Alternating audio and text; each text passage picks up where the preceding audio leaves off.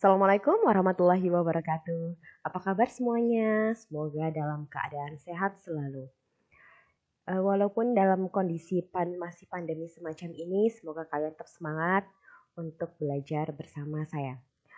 Di sini bersama saya Amalia Fitri. Pada kesempatan kali ini kita akan belajar mengenai fungsi permintaan. Kita akan belajar mulai dari apa itu fungsi permintaan, bagaimana menentukan fungsi permintaan, dan bagaimana menggambarkan fungsi permintaan dalam diagram atau grafik Kartesius. Oke, langsung aja kita masuk ke ilustrasi yang pertama. Nah, coba perhatikan dari kasus berikut ini. Ketika kalian ada di mall, kemudian di mall tersebut ada banyak barang yang didiskon. Tentu kalian akan berbondong-bondong untuk membeli atau memborong barang tersebut. Nah, dari ilustrasi berikut, menurut Anda, ketika harga barang itu turun, maka jumlah barang yang diminta akan bagaimana? Tuliskan jawaban kalian di buku kalian. Kemudian, ketika terjadi kenaikan barang, misalnya HP atau laptop, tentu sebagian orang akan berpikir berkali-kali sebelum membeli jika tidak benar-benar membutuhkan barang tersebut. Nah, dari ilustrasi tersebut, maka ketika harga barang naik, maka jumlah barang yang diminta akan menjadi bagaimana? Tuliskan kembali di buku kalian. Berdasarkan ilustrasi di atas, selanjutnya menurut kalian bagaimana bunyi hukum permintaan tersebut? Nah, sekarang coba kalian cocokkan jawaban yang sudah kalian tulis dengan hukum permintaan berikut ini. Jika harga barang naik, maka jumlah barang yang diminta akan turun. Demikian juga sebaliknya, jika harga barang turun, maka jumlah barang yang diminta akan naik. Nah, gimana jawaban kalian? Sudah sama kan? Selanjutnya, menurut kalian, hubungan antara jumlah barang yang diminta dengan harga barang itu disebut apa?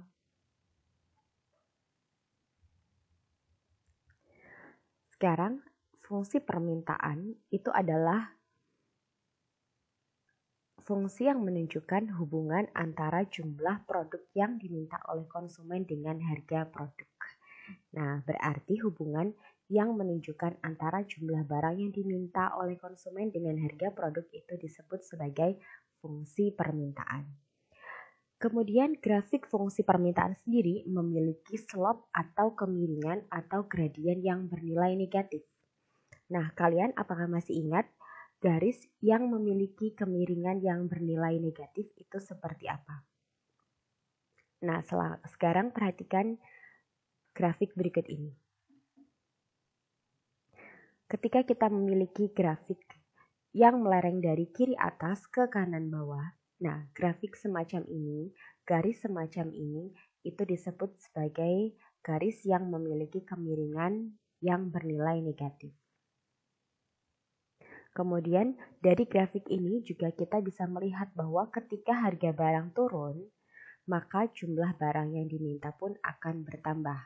Ini kalau harganya turun, maka di sini barangnya akan yang diminta lebih banyak daripada ketika harganya lebih tinggi. Nah, sehingga grafiknya akan melereng dari kiri atas ke kanan bawah. Kemudian, sebenarnya faktor yang mempengaruhi jumlah permintaan itu ada beberapa hal. Yang pertama adalah harga barang itu sendiri, sudah saya jelaskan tadi ya. Kemudian yang kedua, pendapatan konsumen.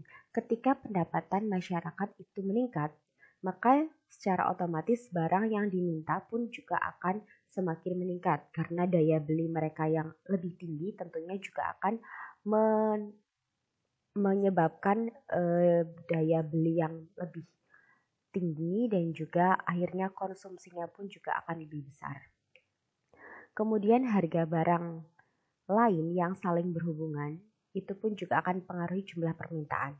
Misalnya ketika harga ikan itu meningkat karena ketersediaan barang di pasar itu sedikit.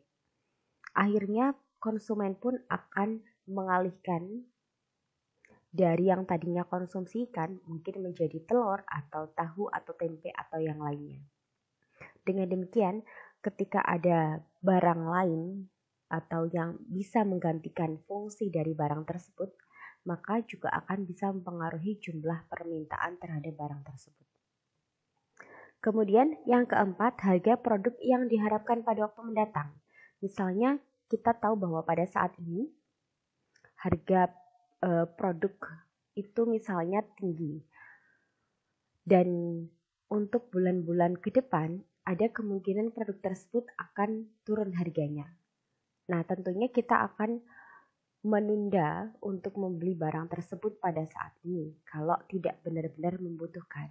Nah, dengan demikian harga produk pada waktu akan mendatang itu juga bisa mempengaruhi jumlah permintaan. Kemudian selera konsumen. Selera konsumen akan sangat mempengaruhi jumlah permintaan barang yang diminta oleh konsumen.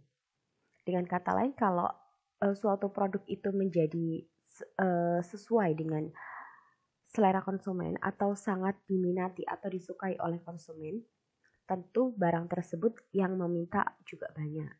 Tetapi ketika suatu barang itu tidak disukai oleh konsumen, maka jumlah permintaannya pun akan sedikit. Kemudian untuk notasi fungsi permintaan sendiri, karena tadi sudah kita ketahui bahwa kemiringannya bernilai negatif, dan juga ketika jumlah barang naik itu ketika harga itu naik maka jumlah barang yang diminta itu akan turun, atau dengan kata lain hubungan antara harga dengan jumlah barang yang diminta itu adalah berbanding terbalik, maka di sini koefisien untuk P itu adalah harga, itu adalah negatif. Sehingga fungsi permintaan itu notasinya adalah Qx sama dengan A dikurangi BPX. Qx itu apa? Qx itu adalah melambangkan jumlah barang yang diminta. Jumlah produk X yang diminta. Kemudian PX itu adalah harga produk X. Kemudian dari fungsi ini kita bisa ubah menjadi bentuk PX itu sama dengan A per B dikurangi QX per B. Kemudian untuk menentukan fungsi permintaan, jika diketahui jumlah barang yang diminta dan juga harganya, maka kita bisa menggunakan rumusnya adalah P dikurangi P1 per P2 dikurangi P1. Sama dengan Q dikurangi Q1 dibagi Q2 dikurangi Q1, di mana P itu adalah harga barang atau harga produk dan Q itu adalah jumlah barang yang diminta atau produk yang diminta. Sebagai contohnya, agar lebih mudah Anda memahami, contoh yang pertama, 10 jam tangan merek tertentu akan terjual kalau harganya 800.000 dan 20 jam tangan akan terjual jika harganya 600.000. Tentukan fungsi permintaan dan buat grafiknya. Dari contoh ini kita bisa menentukan bahwa P1 itu adalah 800 karena harga yang pertama. Kemudian 10 itu adalah Q1. Kemudian 20 itu adalah Q2 dan 600 itu adalah P2. Sehingga kita bisa tuliskan diketahui bahwa Q1-nya 10, P1 800, Q2 20 dan P2-nya adalah 600. Ya, tepat sekali. Kemudian yang ditanyakan itu adalah fungsi permintaan dan juga grafik. Fungsi permintaan disimbolkan dengan QX dan grafik. Kita tuliskan aja tetap grafik. Sekarang untuk menyelesaikan soal ini kita menggunakan rumus menentukan fungsi permintaan, yaitu dengan P dikurangi P1 dibagi P2 dikurangi P1 sama dengan Q dikurangi Q1 dibagi Q2 dikurangi Q1. Kemudian kita substitusikan aja yang sudah diketahui itu ke sini. P dikurangi P1-nya Anda ganti 800 dibagi P2-nya 600 dikurangi 800. Sama dengan Q dikurangi Q1-nya 10 dibagi Q2-nya adalah 20 dikurangi 10. Nah, seperti ini. Kemudian yang bisa kita kurangkan, tapi kalau ada variabelnya semacam ini berarti tidak bisa dikurangi. Sehingga tetap kita tulis aja P dikurangi 800 dibagi 600 dikurangi 800 itu sama dengan berapa? Min 200. Kemudian Q dikurangi 10 dan dibagi 20 dikurangi 10 adalah 10. Kalau sudah seperti ini maka kita kali silang. Sehingga 10 kita kalikan dengan P dikurangi 800 dan min 200 kita kalikan dengan Q dikurangi 10. Nah, selanjutnya kita kalikan secara distributif. Sehingga menjadi 10P dikurangi 8.000 sama dengan min 200Q ditambah 2.000. Dari persamaan ini kita bisa tuliskan dalam bentuk P sama dengan atau Q sama dengan. Kalau kita mau dalam bentuk P sama dengan, berarti konstantanya kita pindah ke ruas kanan semua. Sehingga menjadi 10P itu sama dengan min 200Q tambah 10.000. 10.000 dari mana? 2.000 ditambah dengan 8.000. Kemudian 10P ini kita ubah supaya menjadi dalam bentuk P sama dengan. Sehingga kita bagi dengan 10. P sama dengan min 2.000 dibagi 10 jadi min 200Q tambah 1.000. Ini kalau dalam bentuk P sama dengan. Bisa juga kita ubah dalam bentuk Q sama dengan. Caranya gimana? Caranya Q-nya kita pindah ke ruas kiri dan yang lain semuanya ke ruas kanan. Sehingga ini min menjadi plus 200Q sama dengan ini 8.000 menjadi plus 10 menjadi min. Sehingga 200Q sama dengan min 10Q ditambah 1.000. Kemudian supaya 200Q menjadi Q maka kita bagi 200. Sehingga menjadi Q sama dengan min 10 dibagi 200 atau min 1/20P ditambah 50. Dari mana? 10.000 kita bagi dengan 200. Kalau sudah kita temukan fungsi permintaan ini, yaitu P sama dengan ini atau Q sama dengan, kita pilih salah satu saja. Nggak usah kita harus kerjakan dua-duanya ini, kita pilih aja salah satu. Kemudian sekarang kita gambarkan grafiknya. Caranya gimana untuk menggambar grafik? Anda pasti masih ingat kalau Anda diminta untuk menggambar grafik fungsi linier. Kita mencari titik potong sumbu X, kita mencari titik potong sumbu Y. Sama juga di sini kita mencari titik potong sumbu Q dan kita mencari titik potong sumbu P. Untuk mencari titik potong sumbu Q, caranya gimana? Kita substitusikan nilai P sama dengan 0 ke fungsi yang ingin kita gambar, yaitu P sama dengan min 20Q tambah 1000. Maka P-nya Anda ganti dengan 0, 0 sama dengan min 200 tambah min 20Q ditambah 1000. Sehingga 20Q itu menjadi 1000 dan Q itu menjadi sama dengan 50. Kalau sudah kita ketahui P-nya 0 dan Q-nya 50, maka titik potong sumbu Q adalah 50,0.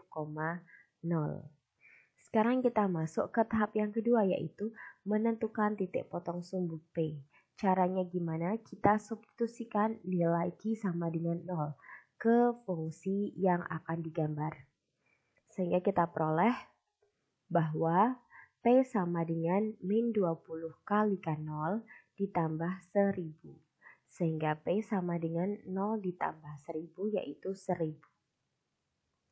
Dengan demikian kita peroleh titik potong sumbu P adalah 0,1000. Sekarang kalau sudah kita temukan dua titik potong ini, selanjutnya kita gambar dalam grafik kartesius. Yaitu di sini kita cari 50,0 dan kita juga mencari 0,1000, kemudian kita hubungkan. Dan demikianlah untuk materi fungsi permintaan.